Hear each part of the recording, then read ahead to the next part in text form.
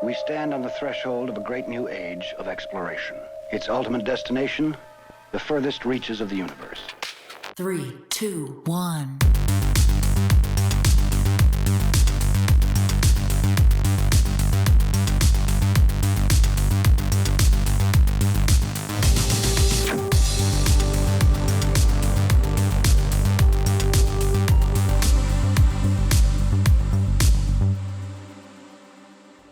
Hi, everybody. How are we doing? That's what I like to hear. Welcome, welcome, good evening. Welcome to the Frontier here on the campus of the beautiful Research Triangle Park for RTP180 Health. I am Andrea Cash. I'll be your host tonight. I own and operate Andrea Cash Creative in Durham. I help small businesses and nonprofits in the Triangle with communications and marketing. And on behalf of the entire RTP 180 team, I want to thank RTI International for being our presenting sponsor. Give it up. They make all of this possible, and we're so grateful for that. We're glad to have you. This is our second RTP 180 of the year. We're going to a quarterly model. And you probably have noticed there's some different things. We got some tricks up our sleeve. We had informative tabling in the lobby. We had a gut health snack alternative. So the next event is August 17th, and we're gonna have some fun stuff then too. So you're gonna wanna save the date and get here early as 5 o'clock for that. Quick show of hands if it's your first time at RTP 180. Love to see it, welcome, glad to have you. Let me talk about the format for a second. So we have 5 speakers. They are experts. They are very wise people, and they're going to talk for about 5 minutes each. And then after each speaker, we'll have about 5 minutes of Q&A. For the Q&A part, if you have a question, just raise your hand. I'll come to you, and you can ask your question. Feel free to use social media. We're going to put the hashtag up here and our handles. And I want to remind you that the Frontier has been here since 2015, and it's really a community as much as it is a place for co-working. You're gonna wanna go to rtp.org to see the full calendar of events, things like yoga and happy hours. There's always something happening, so we'd love to see you early and often. Let's get to RTP 180 Health and our first speaker. She's a professor of lifespan development in the psychology department at NC State. Her work examines the connection between stress and various indicators of health in daily life. This is Dr. Siobhan Neupertz.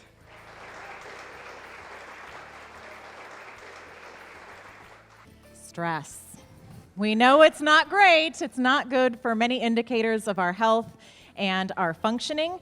So the primary goal of my research program is to try to find the factors that disrupt that connection between stress and our health. So what are the things that we can identify that might help people have better responses to stress when it does happen? So one of the guiding principles of my work is that people are different. Differences between people really matter. You could think of personality differences, stages in life differences. Those are important things for how we experience stress and how we respond to them. But what's also really important are the kinds of days that people have. Not all of our days are the same. So if we look at these emojis, the person on the left, who looks pretty happy, also has days of sadness. And the person on the far right, who looks kind of sad, also has days of joy. So it's really important, these principles that drive my work, is that we acknowledge that people are different, but that also we have changing daily contexts and the events that we experience, and that our health can change and fluctuate daily. So the way that we try to capture these differences is by asking our research participants, who we love, they are wonderful, every day to answer surveys and questionnaires for a series of many consecutive days, sometimes up to 45 days. We ask them all these questions about their health, their well-being, the kinds of events they experience. And so when I'm thinking about these events, these stressors that our participants report, they might seem on the surface to be somewhat minor. They might crop up in daily life and then they go away. But the effect of these stressors are really powerful predictors of our daily health and functioning. So they might be things like arguments or disagreements, work-related stressors, things that happen at home, things that happen to people that we care about in our social network that turn out to be stressful for us, or things that happen with our personal health. And so because we're asking our participants to report on the exposure to these stressors every day, we get some really interesting responses. So people will ask them, did anything stressful happen at work today? And I want to share with you an example of a participant who said, yes, here's what happened to me at work today. I ran out of something at work, some pop, 7-Up. They were late in bringing it, so it was stressful. Just not being able to provide it is stressful. During lunchtime, and don't like being without it, it's important. Want people to have a choice. Now, if you're thinking to yourself, is she really telling us a stressor about 7-Up? Yes. Hang on, let me tell you why. This is where I get to cite Tina Fey. She's hilarious on purpose. This is her graphic. You can see on the vertical axis the daily stress level of various jobs, clearly not to scale. It's meant to be funny, right? So on the left, writing for SNL, and then acting on SNL, which apparently is significantly less stressful than her 30 Rock writing job. And then we see coal mining in the US, and then coal mining in Chile, being a baby, business guys who do stuff with money, I really don't know, active military service, and managing a Chili's on a Friday night, right? So this is where we come back to the 7-Up. This person who is a manager of a restaurant, right, is out of something that customers want. So Tina Fey helps us understand, right, that who you are matters and the kinds of days that you have also matter for your exposure and your response to stress. So I want to share with you some of the ways in which we quantify these responses to stress in my work. So in this example, we're looking on the vertical axis of daily psychological distress. This is an indicator of emotional functioning. A higher score indicates that someone is just not doing emotionally well. They're in a distressed state. And so we're looking at different people, so whether or not people feel like they have a low amount of control over their life or a relatively high amount of control over their life. So that's a difference left to right in this figure. And then we're also looking at different kinds of days that people report, whether or not they've had an argument or an interpersonal tension on the day. And the slope of these lines quantify their emotional response to the stressor. So we're looking at the change between days when they don't have an argument compared to days when that same participant does have an argument. And if we look on the left side, we see for people who feel like they don't have a lot of control in their lives, when they have arguments, especially if they're young people, they have the steepest emotional consequence to those arguments. So it's the younger people who are doing the worst when they don't have control in terms of their emotional response to arguments. If we look on the right side of the figure, the people who feel like they have quite a bit of control in their lives, that's great for people of all age groups. Those reactivity slopes, those slopes are all quite low. So they're having the best possible response to those arguments. In this figure, we're looking at predicting the number of memory failures that people report on a daily basis. So things that you might forget a word on the tip of your tongue, you know what it is, you can't quite find it, or forgetting a medication. In this study, we looked exclusively at a sample of older adults, and so we asked them to report the things they forgot each day. And then we looked at the difference in how they might respond to arguments in their lives based on personality. So we see here in this red line, people who are high in neuroticism had more memory failures, they forgot more things. But they also forgot even more things when they had arguments with people. And that's in contrast to people who were lower in neuroticism.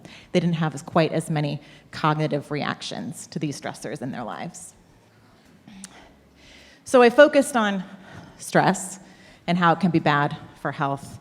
In my lab, we also are really trying to understand what people can do before stress happens. Are there things that we can do, actions we can try to take before stress happens to mitigate some of its consequences? So proactive coping might be something like trying to make a plan. It might be trying to solve a small problem before it turns into a large problem. And in this final figure I want to show you, we're looking at the physical consequences of stress. So a higher score here is a number or an increased number of physical symptoms that people are reporting each day.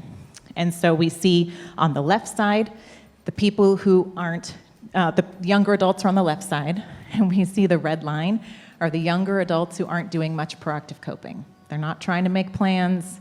They're not trying to solve the small problems. They have the strongest physical consequence when they're exposed to stressors. So I want to leave you with 3 thoughts. It is normal to feel worse after stress. But who you are and the kinds of days that you have are really important for how you experience that stress and the consequences of it once it does happen. And when we think about coping or trying to manage the stress in our lives, you can imagine trying to find a solution that fits the problem. That's a good thing to think of. It might involve reaching into some sort of toolbox where you've built coping tools or strategies throughout your life. It can get easier as we have more experiences to understand what works in situations and what doesn't. Sometimes people around us help us to develop those coping tools. And this kind of process of trying to select and keep at it, try to solve the stress, is really useful because it can help mitigate our negative consequences to stressors. Thank you. Thank you. Questions for Dr. Newport? Your stress can fade away. Go back here.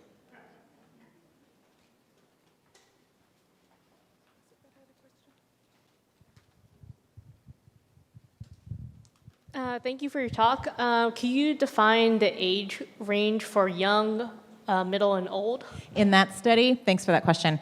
This was based on the National Study of Daily Experiences, so it's adults aged 25 to 74 from all 50 states in the US. And so the younger people in that study were from 25 to 39, middle-aged people were 40 to 59, and then older people were 50 plus. Another question here. On a similar theme, how do you quantify the participants' neuroticism?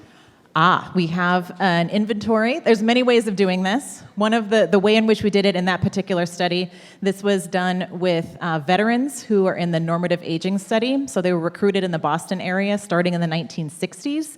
And so we've been following them for decades. And there's an inventory called the EpiQN.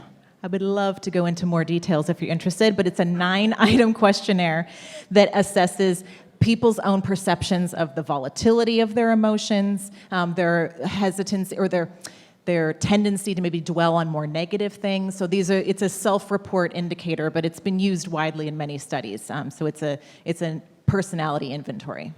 Good question.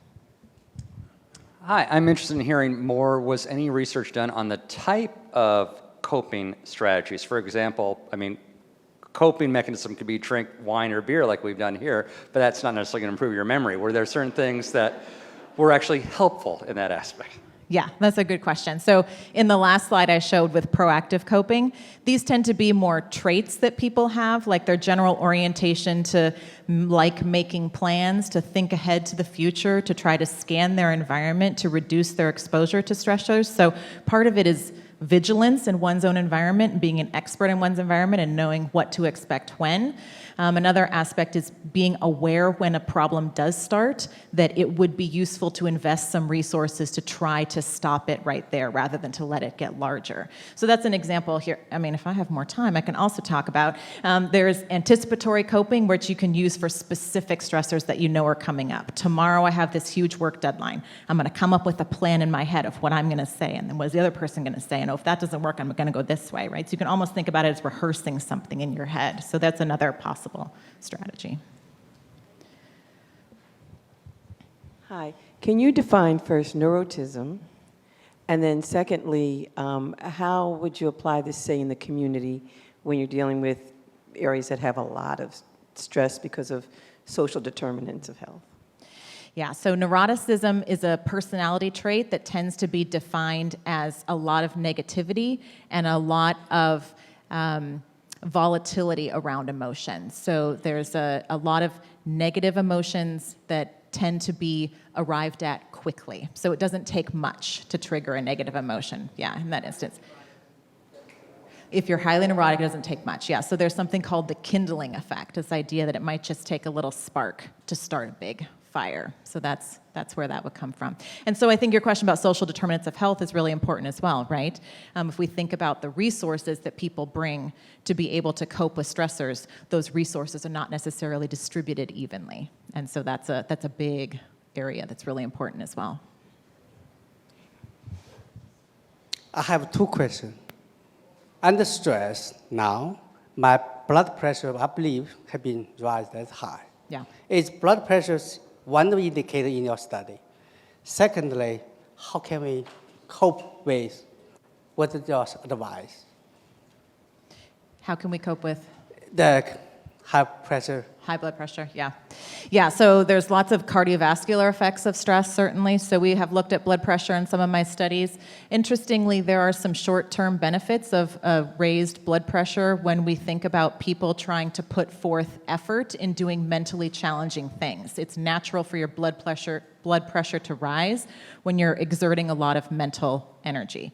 But sustained high blood pressure, of course, is a different issue, and so there can be medications if that's important. Physical exercise is one of the great tools that people can use to try to combat the physical effects of stress, assuming that that's something that fits with their interests and abilities and interests, I guess. So yes, we've looked at blood pressure. We also have looked at cortisol in my lab as well. So we look at other physiological mechanisms where we can pick up on stress. We've taken participants' hair. You can look at the first 3 centimeters of growth from the scalp, and you can see how much stress a person has been under without asking them any questions at all. So we've looked at hair. You can look at spit. You can look at blood. So there's lots of ways that we can try to see how much stress you've been under. I'm in the back now. We're going to go over here. What positive responses to stress have you identified? Yeah, in the short run, there can be some positive aspects of stress. So people have talked about in the short term, if you're under moments of stress, you might be able to remember things in that moment better than if the stress had not been there. In my work, when we're looking at things that happen on a day-to-day basis, we tend to see things that might carry an influence of more than 24 hours. So we can look at something that happens to a person on a Monday and then try to pick up some health consequences on Tuesday. And we do the same thing. We look what happens on Tuesday and follow up with health consequences on Wednesday. But I think your question is really interesting because it probably needs a shorter time window. It probably needs, on Monday at noon, you had this stressor. What happened to you at 12 and 30 seconds? So I think we need a more fine-grained kind of assessment to pick up on those benefits that you're asking about. Thank you, Dr. Newport, very much. Thank you.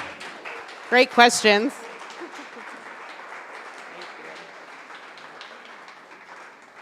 Great questions, everybody. I guess we're a little familiar with stress, huh? It happens.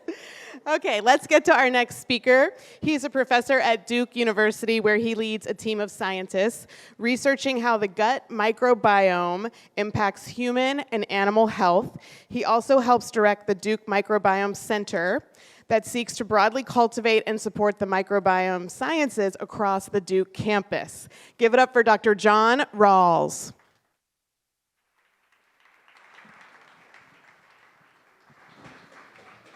Hi there.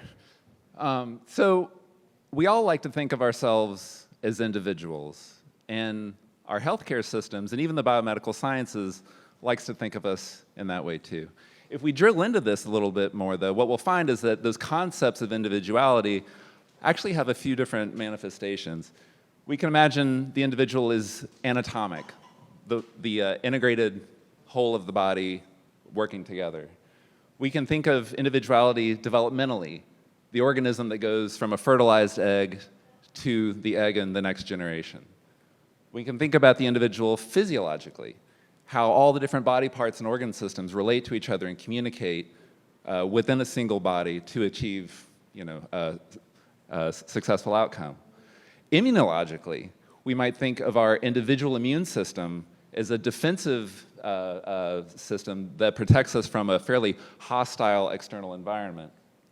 Genetically, we might think about our chromosomes that we inherited from our parents, and these concepts that a single organism has a single genome as another manifestation. And then evolutionarily, of course, we can think about ourselves as the unit of selection, or we can think about our genes as individual units of selection. So really, these concepts of individuality, if you think about it, they're really fundamental to how we think about health and how we approach health and medicine. But what I'm here today to try to convince you of is that there are some new ways of thinking about these modes of individuality. And as a microbiome scientist, what I'm going to try to talk to you about is how our emerging understanding of the microbiome, or the microbial symbioses that we engage in our life cycle, are actually showing us that maybe we've never really been individuals at all. So that's a pretty bold claim. I'm going to try to scratch into that a bit. But to start, what I need to do is tell you a very old story. So life on this planet's been around for about 4 billion years. Initially, those life forms were single-celled microbes, these bacteria or archaea.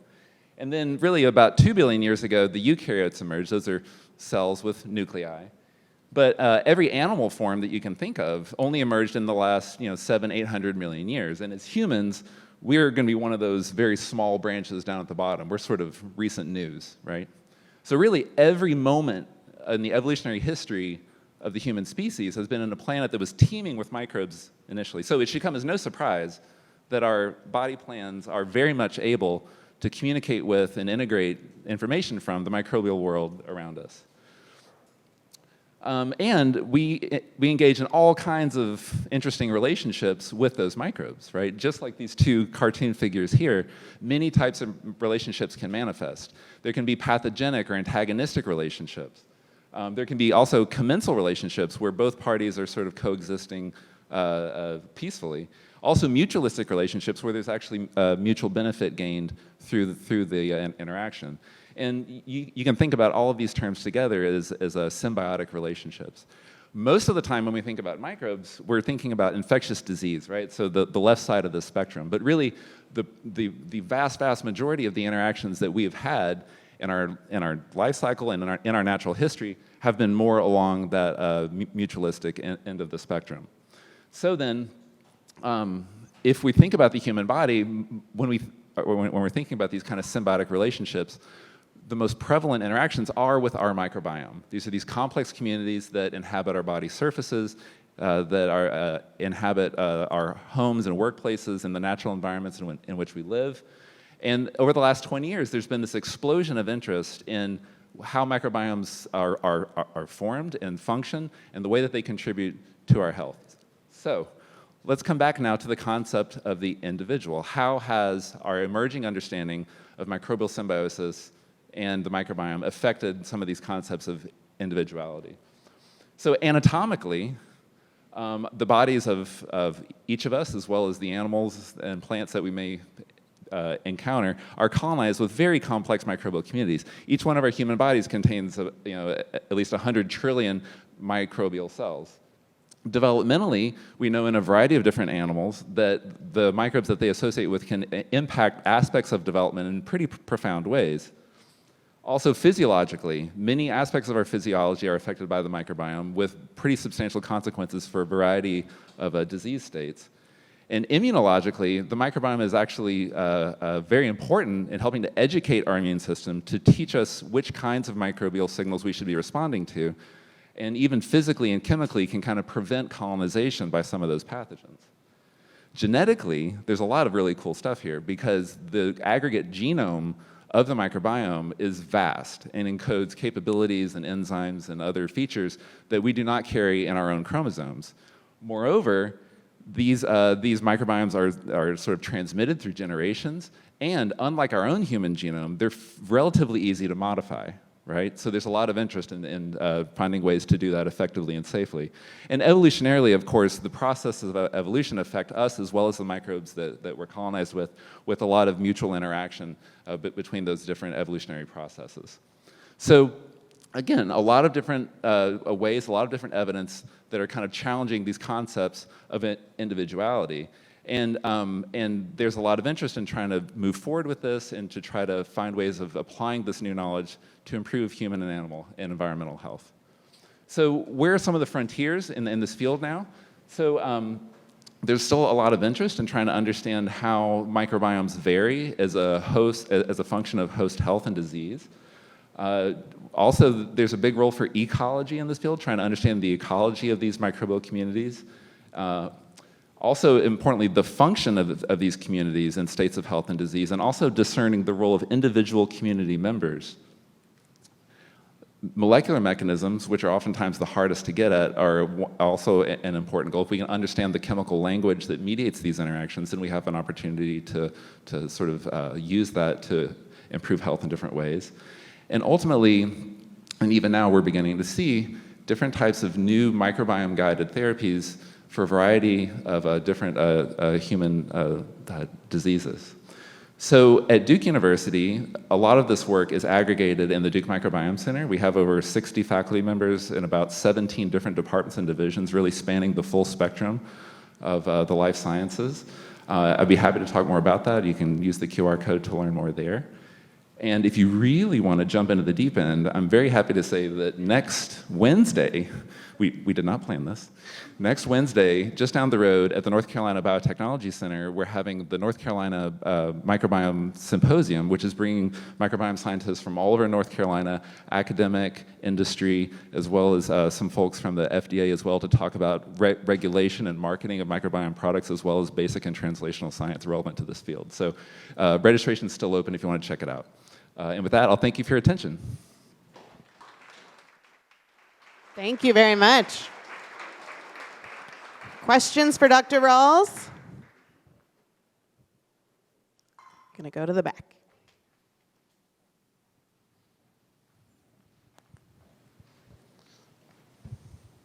I've only heard of the gut microbiome as an important, I guess, new findings in how it affects our health.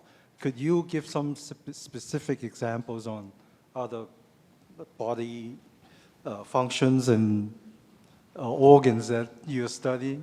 Sure. So, so the question is, are there known roles for microbiomes that exist in places other than the gut? Certainly, the gut microbiome gets the most attention, largely because it's the densest and largest microbial community. But there's an abundance of information on how, for example, the skin microbiome can affect a variety of states of dermatologic health and disease and wound closure as well. Obviously, the oral microbiome is going to have a large impact on dental health and also sort of transmission events that help colonize the gut.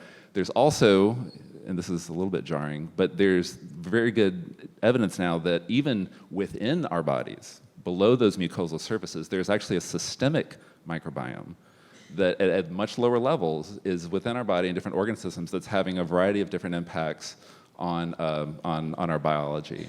And then also, while again, we tend to think about as individuals and sort of what's happening right around our own bodies, there's a lot of important work going on how the microbiomes of the built environment, for example, can impact health and can also be modified to promote health. So these are all very, very active parts of the field.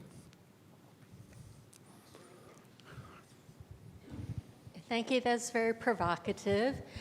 My question to you is, why did you leave out the whole section on what can be done to improve your microbiome and therefore your full health, mental health, your stress, depression? I believe a lot of this has to do with our guts not functionally properly because of our nutrition. And because we as humans cannot make certain neurotransmitters without the gut bacteria. So when we kill our good bacteria with antibiotics and stress and lack of sleep and all these other things that contribute to our poor health, I'd like the other part of it, which is how to address those issues and how to fix them. Because actually it's really easy through nutrition and some other regimented protocols. Sure, thanks. Yeah, there's only so much time up here, but for sure, those are all very active areas of study. I mean, you're kind of hinting at several things there. One is sort of the communication between the gut and the brain and various behavioral phenotypes, and there's connections between gut microbiome composition and stress, relevant to the first speaker as well. I think there certainly are nutritional approaches to modifying the microbiome. There's large efforts underway in individual universities as well as at the NIH to sort of really get into concepts of precision nutrition as it relates to the microbiome. And so, yeah, this is a very important and active area in the field. There are no easy answers there. I think there are foods that can modify the microbiome, but there's also a tremendous amount of inter-individual variation between different microbiomes, right? Your microbiome today is more similar to your microbiome 10 years from now than it is to anyone else sitting around you, right? And so the concept and the need to really develop sort of personalized concepts and personalized approaches to microbiome intervention is an important frontier in the field as well. Thank you, Dr. Rawls. Appreciate it.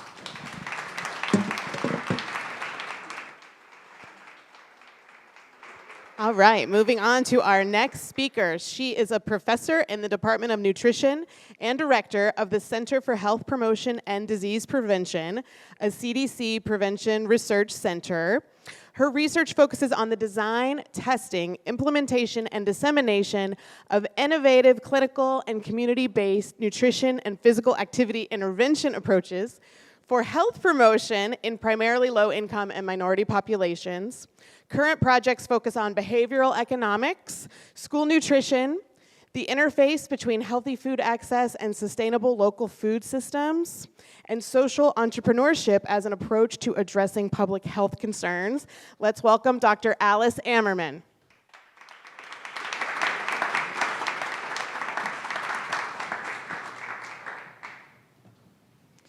So as a UNC person following a Duke person, I feel like I should say something about basketball. It would have been more fun last year.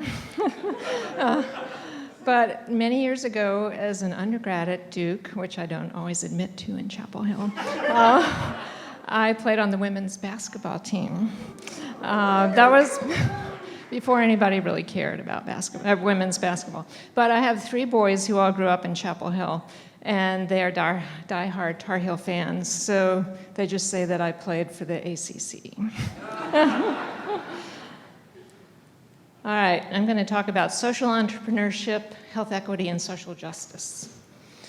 So I am the founder of a company that we call Equity Foods, and we make Good Bowls. And this is a locally sourced, healthy, frozen meal with a focus on food equity. We subsidize the meals for people who are food insecure. And they're also really good for the gut biome, right? So disclosure, UNC makes me disclose that I'm the founder. I've put a lot of money into it. I probably will never get any money out, but just so you know. So shared characteristics between social entrepreneurship, social justice. It's kind of like John Lewis's good trouble, good disruption. In the entrepreneurial world, just disruption is a good thing because you can make changes. Economic opportunities, access, collaboration, partnerships, lots of interactions there. So after many years of doing research related to food insecurity, chronic disease prevention, I decided I wanted to do something that was maybe a little bit more of a permanent fix. And some of the problems that I always ran into are historic discrimination against Black farmers, lack of access to healthy food, rural poverty, high rates of diabetes and other chronic diseases, and increasingly we're concerned about food waste. So in my mind, the solution was this product, Good Bowls. Our business partner said you shouldn't name your company after your main product, so we changed the company to name it Equity Foods. So it's, again, a healthy frozen meal. Another arm of research that I do is on the Mediterranean diet, and we've adapted it to the Southeast, so we call it the Med-South diet. Again, locally sourced, we use the grade B or cosmetically challenged produce when we can, which is cheaper and it gives farmers another market. Locally made, we actually work with Weaver Street Market in their food house to make the meals. So the basics of the Mediterranean diet, you've probably read a lot about this. Oil is good for you. We think olive oil. We're not positive that it has to be olive oil. We say use more than you think you should. Don't spray that oil on it. Pour the oil on. Low fat is no longer the focus. We made that mistake for many years, but now we want to do higher, good quality fat. Nuts of any kind are good quality fat, also fish, especially cold water fish like salmon. And then the usual stuff that your grandmother told you, more fruits, vegetables, whole versus refined grains, and limiting sugar. And to me, the secret of good nutrition is roasted vegetables. This gives you both the oil and the vegetables. They taste really good, and your gut microbiome will love it. And it might reduce your stress. You never know. So we use a dual price point approach. Some people call this buy one, give one. Ours is a little variation of that, but it kind of shares the wealth across the gradient. So we have higher end markets, middle markets, and then subsidized markets. So you may know about Tom's shoes, and then Bombas socks. That's another buy one, give one. You buy a pair of shoes, they give a pair to someone in a developing country. I think they've corrected this now, but originally the problem with this was that they were undercutting local shoe salespeople in the developing countries. So we've tried really hard not to do that, so that we make sure that we're supporting local farmers and food businesses. So our higher end markets, we sell at all the Weaver Street stores. We do order and delivery, and then some other sources. We're starting to work with UNC Home Hospital. We're trying to improve food on college campuses. On the left is unfortunately UNC promoting this food, this Campbell College. And then the subsidized markets. So I'll tell you more about this study, but we're working in blue-collar work sites. We retrofitted ice cream vending machines, so there's poetic justice there to sell our healthy bowls out of ice cream vending machines. This is an opportunity for return on investment for employers and can be part of a worksite wellness program. We also work with federal food programs like the SNAP program, Medicaid, and then medically tailored meals are becoming a big thing because hospitals are penalized if people are readmitted for certain diagnoses within 30 days. So if they're sent home with healthy food, that might be prevented. We're also working with the Medicaid Transformation Program, not to be confused with Medicaid Expansion. This is a very unique program where we have a waiver in North Carolina for Medicaid dollars to be able to be spent on social determinants of health. So that can be food insecurity, housing, transportation, and other things. We also did a pay it forward program during COVID when the restaurants were really struggling, so we took donations, worked with a restaurant to make the meals, and then donated them to people who are food insecure. Just an example of making the bowls and then one of the community partners. And of course, key to all of this is community partnerships. I think you'll hear more about this from other speakers, but it just really makes things work. Just a few more of our partners. And then this is something that Tom Frieden, former director of CDC, came up with. So we spend, I don't know if there's a pointer here, we spend a lot of our time at the top of the pyramid where there's increasing effort needed and decreasing population impact. What we want to be doing is spending more time here at the bottom, some of the socioeconomic factors in the environment. So that's what we've tried to do with the Good Bowls. So we have a grant from NIH, Small Business Technology Transfer. If any of you are in the entrepreneurial world, this is a way to get funding from federal funders for research and business development. So we call our grant Good Bowls, Empowering Communities to Achieve Good Food Access and Health Equity. So there's phase 1, proof of concept. We're now in phase 2, and this is where we're working in the work sites. So here's where we did a small pilot initially. This is the lunchroom that most of them look like. It's mostly soda and snack machines. The only other option is 2 miles down the road, which is the gas station food. So we put our little vending machine next to the Coke and snack machines, and we charge $4.50. That's kind of money losing for us, but we wanted to test to see if it would work. We did a lot of taste testing.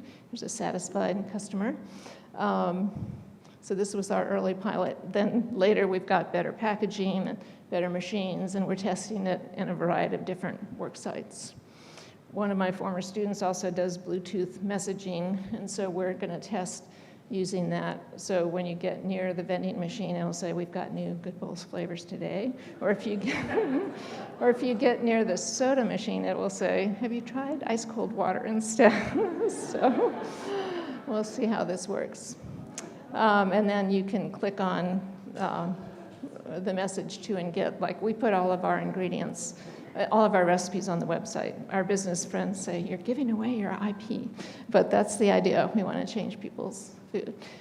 We also have a grant from USDA where we're working closely with farmers to try to identify ways that they can market their grade B or socially or cosmetically challenged food, and also the seasonal excess, like zucchini season, when nobody can, the joke is be sure to lock your back porch because your porch will get filled up with zucchini if you don't.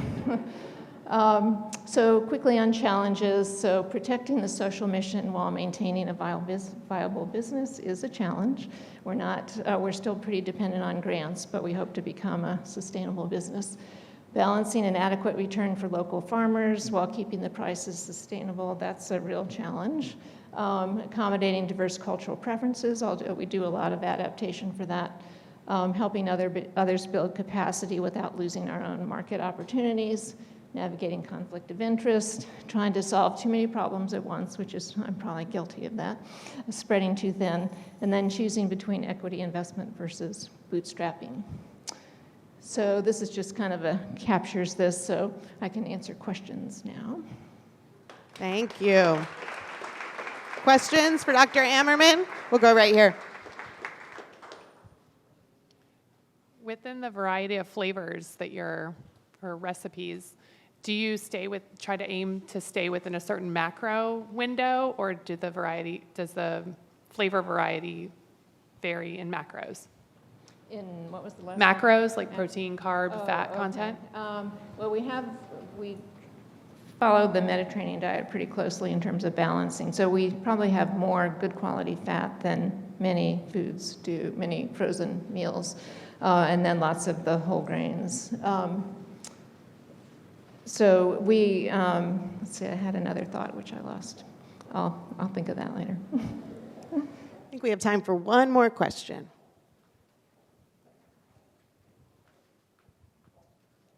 Thank you so much. I really loved your presentation and the work you're doing. I have a question about sustainability, not from a business sustainability perspective, but environmental and social. All the packaging and the seasonality of produce, how do you deal with that? Well, my dream when I started this was that we could just, whatever food was available in season, we'd turn it into meals and then sell them. But there's a lot of food safety regulations. You have to have all the nutrient labeling, so you can't do it quite that much. But you can, with certain seasons, use the foods that are available. Packaging is a challenge. We use sleeves instead of a whole box. That saves a little bit. In order for the bowls to survive being dropped in a vending machine, it has to be, we've tried compostable bowls, but they can't survive that, so we have to use a recyclable plastic bowl. So all ideas are welcome on that. Thank you, Dr. Ammerman.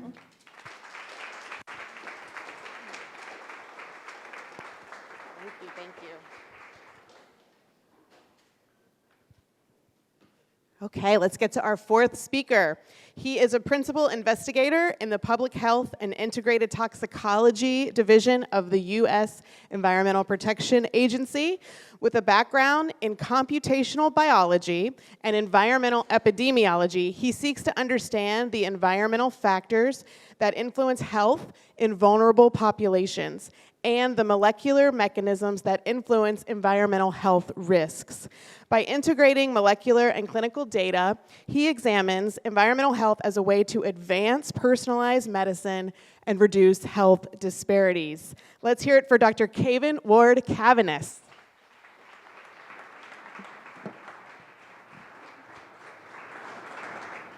All right, thank you all for attending. And as a Duke person, following up a UNC person, I'll try not to hold that against my former speaker. I tried to look up your stats at UNC, but they weren't quite online yet then, but I'll find them out. So I'm here today to talk about a topic that kind of integrates a lot of what you heard today, which is really trying to understand how the social environment gets sort of underneath the skin and influences the way you respond to other environmental exposures. So as my bio sort of said, what a lot of my research tries to focus on is trying to make environmental health personal for it. A lot of what you heard about environmental health and what you'll hear about in the literature really focus at the population level, how much air quality impacts the entire population, how much water quality impacts the entire population, but it doesn't really get down to the individual. And as been stated before across a number of these talks that you've heard today, the individual really matters. Not everybody is going to have the same responses to every factor. That can depend on things like stress, or your microbiome, or your diet, or a host of other factors, genomic, epigenomic, and other ways for it. And so if we're not understanding that, we're sort of limited in what we can say. We can make grand population level statements like we should reduce air quality, which is of course fantastic and has resulted in an improvement of thousands of lives, if not millions across the globe, but we can't offer personalized recommendations. We can't tell you what you should do for your personal environment or the ways in which you can modify your life in the best way to make your life longer, healthier, and happier for that. And so my belief is that by drilling down to the personal level, we can transform environmental health from this public practice into a both public and personalized effort. So there's a number of things that we know affect how people respond to the environment. Chronological age is certainly one of them. The older you get, the more likely you are to have adverse health effects when exposed to sort of poor air quality or poor water quality or even, land stressors like, heavy metals and other things that occur for it. Cardiovascular disease or other chronic diseases can make one more or less susceptible to environmental exposures over that. Inflammatory stressors certainly respond to that. The more sort of ground level inflammation you have from that, which can originate from a number of sources, the more likely you are to have an adverse response or exposed to any stressor, particularly an environmental stressor. But the one that I'm going to talk about most today is going to be the social factors. This is one that's been sort of new into the environmental regime, understanding that interaction between sort of the social environment that we all live in and the chemical environment that we have in part created over the course of human history, despite it being a fairly short time. There's only a number of articles that have suggested the ways in which we've transformed the world and continue to do that. And so as we understand that interaction between how the social environments that we've built interact with the chemical environments that we continue to grow and build and release, it's important for us to understand how we modify those two things and how we use those to improve our lives. So there's sort of two questions that I sort of center around my thing around. One of the question is, how old are you really? Now, this is a question that you should be careful if you want to go out and ask anybody about it. Depending on who you're talking to and their current age range, they might take that a little bit differently. But this is a question that, is sort of common within our world, but sort of begs the question, if you ask somebody, how old are you really? It sort of begs the question, well, my chronological age, for that. I know my birth date. I know what today is for it. But do I really know what my biological age? Do I really know the ways in which I've been affected by the environment to make myself that way? This is an interesting question. So before this talk, I wanted to do a quick search and ask, so how many companies are there out there that are currently looking into this? And so apparently there's about 21,000 Google search results if you look for a biological age test. And so this is a question where there's a lot of evolving entrepreneurship, but still a lot of opportunities for people to enter the space and answer the question of how old really is a person? And then the second question is, what made you this age? And that's really what we're going to focus on for the rest of this talk. And that's the question that's really open. So even if I told you that there are ways to assess biological age, and apparently there's about 20,000 different ones of them out there, at least according to Google for it, what we don't know is how you got to be that age. What were the stressors that impacted it? What were the most important stressors that might impact you into the future? And as we think about to the next generations, how do we modify stressors so that the next generations live even longer and healthier lives than we do? And this graphic sort of helps to demonstrate the fact that how old you are really varies across your body. So, we think of ourselves sort of as age as sort of a whole organism thing.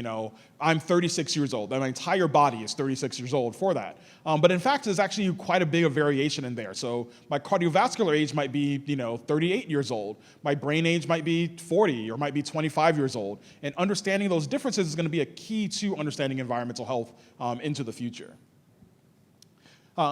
And so to address these questions, and particularly to understand the social factors of it, we did a study a number of years ago which asked the question of how does the built social environment that a person lives in accelerate their aging for it? And so we looked at some participants in a Detroit neighborhood health study for it and asked the question of, we looked at their built environment and we created sort of built environmental scores using a statistical technique called principal components analysis. And then we asked, okay, well, which of these sort of built environmental scores accelerates aging?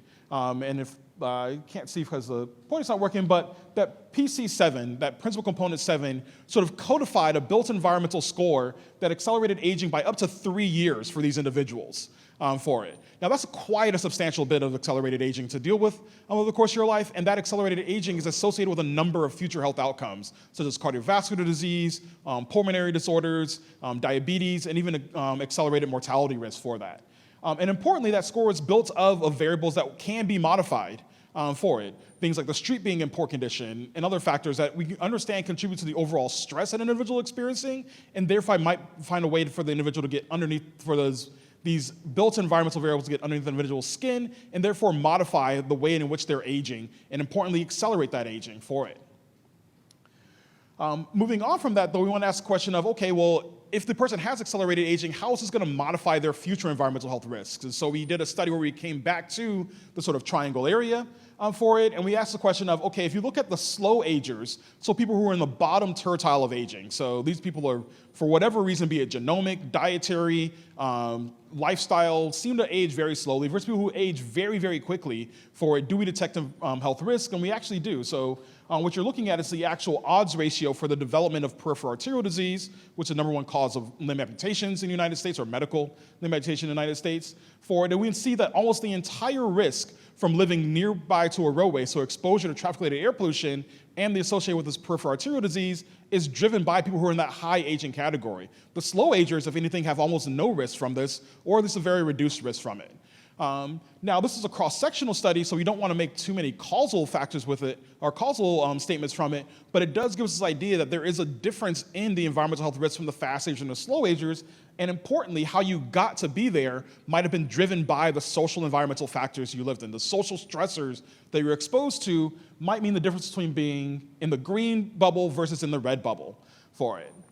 Now, as I said, that's a sort of a association study. We've all heard the statement that, correlation is not causation, but in fact, we can drill down and start to do a little bit of causal factor studies with this as well for it. So in the second study, we actually, at the EPA, we have a facility where we're actually able to bring people in and look at how they respond to different environmental stressors, such as ozone exposure here. And so here we're looking at subclinical stressors for it. We can ask the question of, if we look at their, on the y-axis, you have their ozone response. On the left side, it's a C-reactive protein, a key marker for inflammation for it. And on the other hand, you have QT interval, sort of the lengthening of electrocardiac feature, which is associated with increased heartbeat. And if it gets to be too long, you can actually develop other more severe cardiac problems. And what we see is a clear response for these individuals that as you go along the x-axis from sort of negative to positive age acceleration, so you're getting older in your epigenetic age acceleration, you can see that your responses to ozone change. You get a decrease in your local inflammatory response, which initially seems good, but as one of our first speakers said, that sort of initial inflammatory response actually can be very helpful. It's sort of how your body responds to almost any insult is to sort of ramp up inflammation, start to get, in this case, it's trying to recruit, neutrophils and other things to the site of injury, which is the lung here for it. But you're getting a depression in that initial beneficial response there. And that depression, that initial response is causing an adverse cardiovascular response, a lengthening of the QT interval, which is such an important cardiac marker that the FDA actually regulates drugs based on how the QT interval responds. So they're actually regulations based on how drugs are released that are dependent on QT interval. And here we're seeing that how that QT interval responds to short-term exposure to ozone is in part dependent on what your epigenetic age is, which is in part dependent on what social factors you were exposed to all over the course of your lifetime. So in a short conclusion, I'd like to say that emerging environmental health responses will require a more comprehensive and a more personalized and a more precision approach to it. We can no longer treat populations as sort of monoliths. We have to understand the differences that occur within individuals and how those differences arose to be in today's world. And importantly, how we modify those differences. How do you give people the sort of advantages that were given to the slowest agers? How do you give that to the fast agers in such a way they can be environmentally resilient? And we can build environmentally resilient communities, which is going to be all the more important as we enter increasing regimes of climate change and other environmental stressors that are going to impact all of us. And the secondly is that I believe that aging biomarkers are one of a host of biomarkers, but may import a particularly important role in understanding how social environmental variables get encoded into our biology, therefore get under our skin, and then affect us for potentially decades into the future. The good story is that these biomarkers might be modifiable, and so again, these offer a way for not only understanding what your age is now and answering that question of how old are you really, but also might be able to answer a question of, well, how old do you want to be in the future for that, which is a really powerful thing to try and understand. Thank you. Thank you. Good job. We have time for one question. One lucky question asker.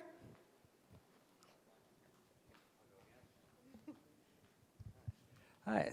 I enjoyed I'm sure a lot of us are here because we're doing some social fitness, to be around other people when it's so easy to be remote. I'd like to ask you, based on things that we could see as a measurable performance and that we look as our physical health, what things could you recommend from these studies that would be good for us to do socially that are tripping? Like, it could be going for a walk with other people on a meetup, something like that. What do you think could be things that are easy to do and motivational to attribute to this?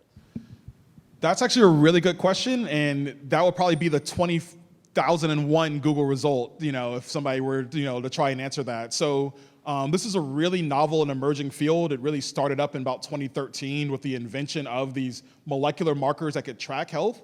What we do understand is that there was a recent study that came out just a couple of months ago that exposure to stress can sharply increase your age, but you can also sharply decrease it once that stress is removed. Now, we haven't done the studies to say, okay, well, with playing board games, your friends, do that, maybe grabbing a beer, for it, or, watching a Duke-UNC basketball game wherein Duke wins might really reduce the stress of, the overall environment for there. But it's my personal belief that almost anything you can do that can, reduce your stress levels, put you in a more relaxed state, will have long-term benefits. Now, will that necessarily be reflected in your epigenetic age? The jury's still out on that for it, but it probably does overall contribute to a benefit for you, and probably is a practice that we all should, take part in. Thank you, Dr. Ward Cavanis. Great job. Thank you, thank you. Your name tag fell off. Put it right there. Okay, and now let's get to our final speaker. She is the director of the Environmental Health and Water Quality Program at RTI International, familiar, with an integrated background in environmental chemistry, toxicology, risk assessment, and environmental policy. She blends practical field and laboratory expertise with cross-cutting technical knowledge and a love of collaboration to improve public health and the environment.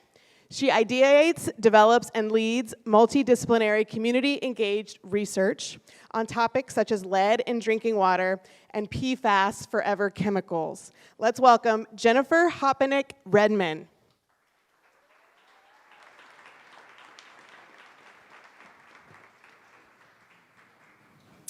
Thank you. Great to be here tonight. I feel seen because on the outside I'm a middle-aged woman, but on the inside I'm about an 80-year-old Sicilian man. So I tell people that a lot. So we're tonight going to be talking about environmentally healthy habits at home. And we have talked about a lot of things today. We are wondering, how does our environment affect our health? We've talked about how general stressors affect our health, the microbiome, food, and even how our neighborhood built environment affects our health. And now we're going to be delving into the household to figure out what additional environmental stressors there are, but also what we can do about it today. So our focus today is common contaminants, specifically lead and PFAS forever chemicals.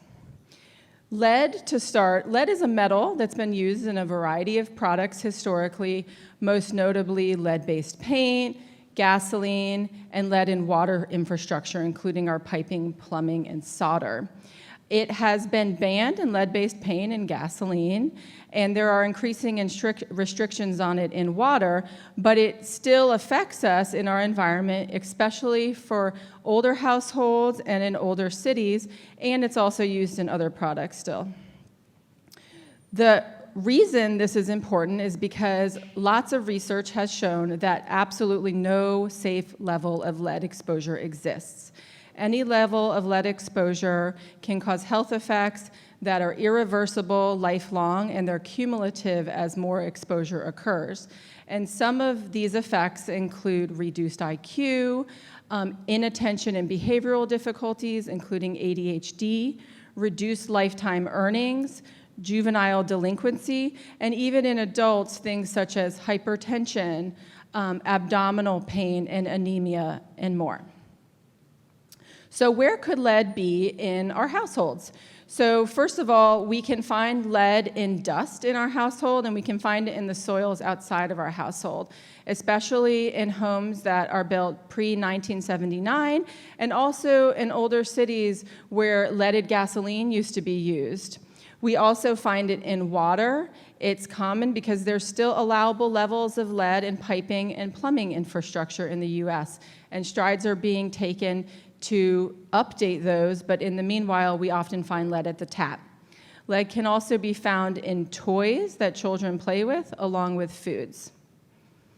So I'm going to first go over simple soil and dust precautions that you can take, especially for residences that are pre-1979 or if you live near older roadways or airports.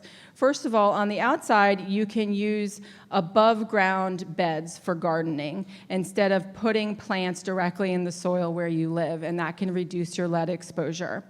You can also designate play areas that are away from the siding of the house or the drip line, and also away from the roadways for any children, where they're less likely to dig into lead-contaminated soil.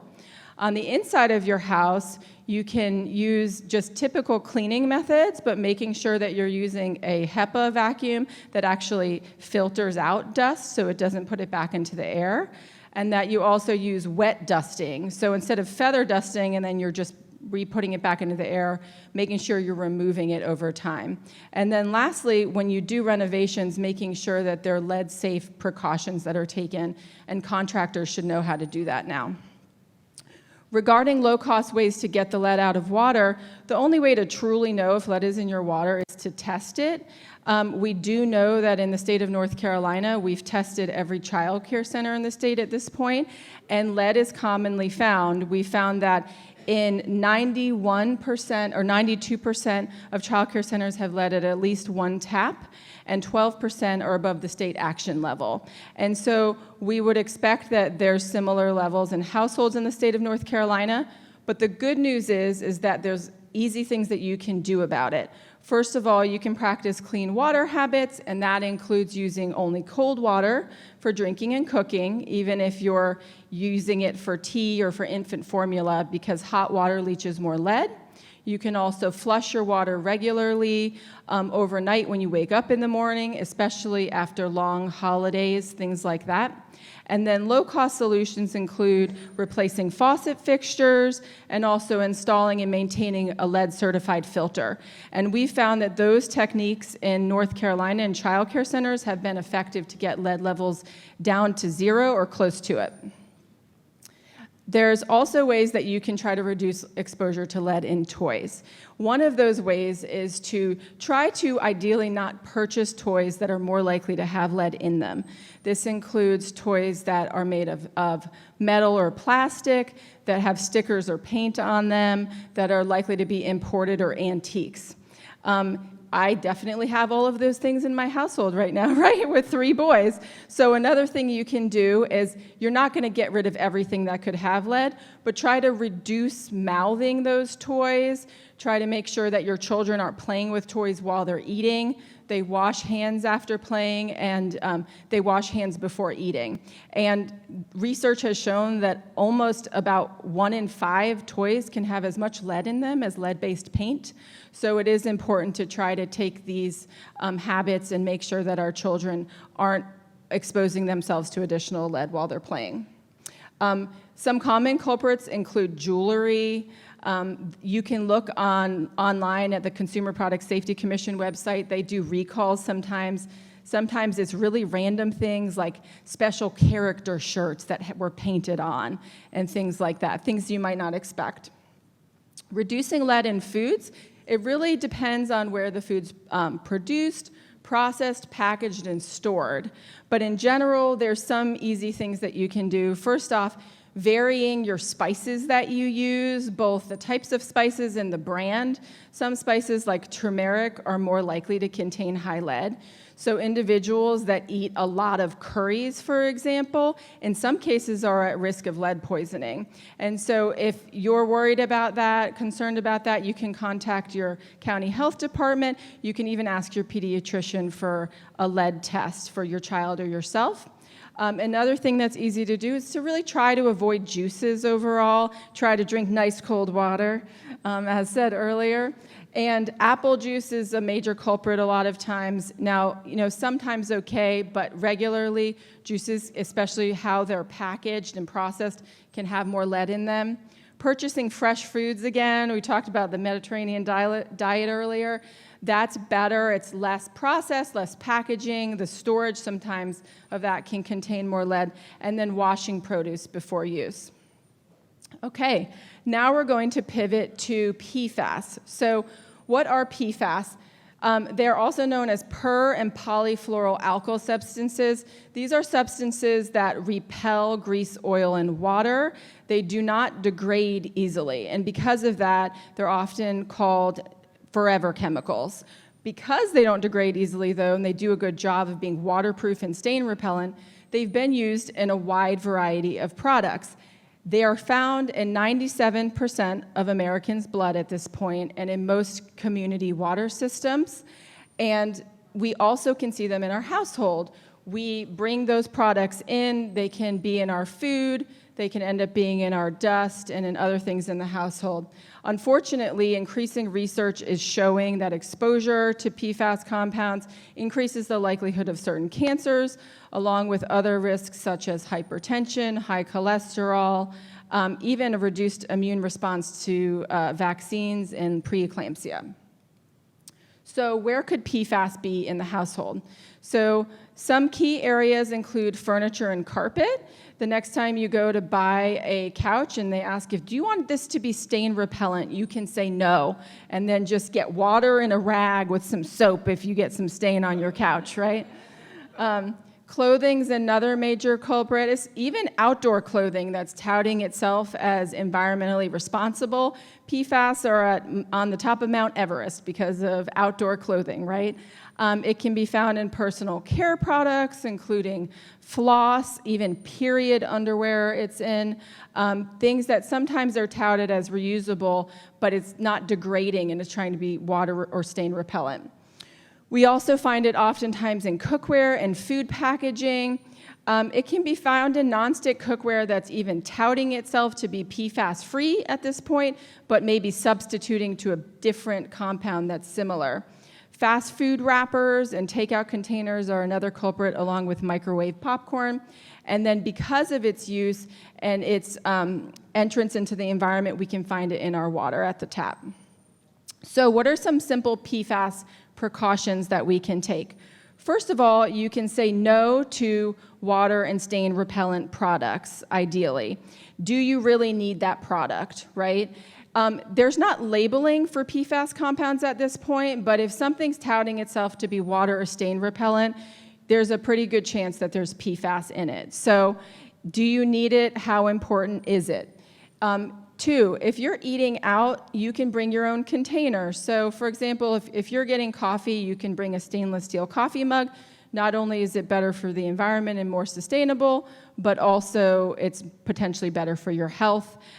If you are packaging food into a takeout container and you're at a restaurant, you can wait for it to get to room temp. that's less likely to leach the PFAS into your food. That's an easy way to do something. 3, when you're at home, you can use cast iron or stainless steel for cooking, and pop your popcorn in a pot, ideally, not in the microwave, where the only reason paper doesn't light on fire in the microwave is because you have these PFAS compounds in it. And lastly, you can install and maintain a water filter. Under the sink filters work well, activated carbon or reverse osmosis. So I'm happy to take any burning questions or comments on how to improve your environmental health in your home, and thanks for listening. Wonderful. I think we just have time for one question. We're going to go right here.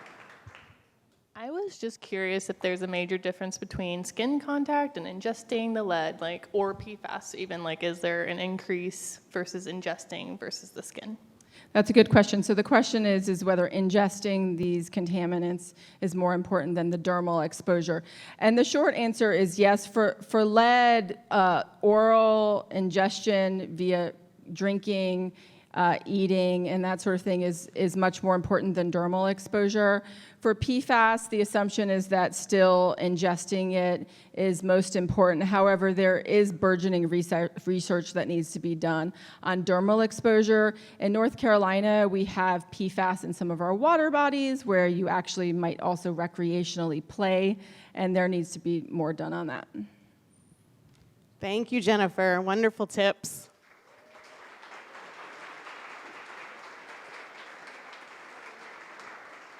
That reminds me to go home and check my water filter and see if that needs changing. So did you enjoy RTP180 tonight? Fantastic. I definitely learned a lot. I want to thank RTI International once again. Let's give our speakers another hand. And I want to remind you, our next RTP 180 is August 17th. The topic will be the science behind it. Intriguing. So look for the email sign up on that. The bar is going to open up in 1 minute. We encourage you to hang out, network, talk to our speakers, and we'll see you next time. Thanks, everybody.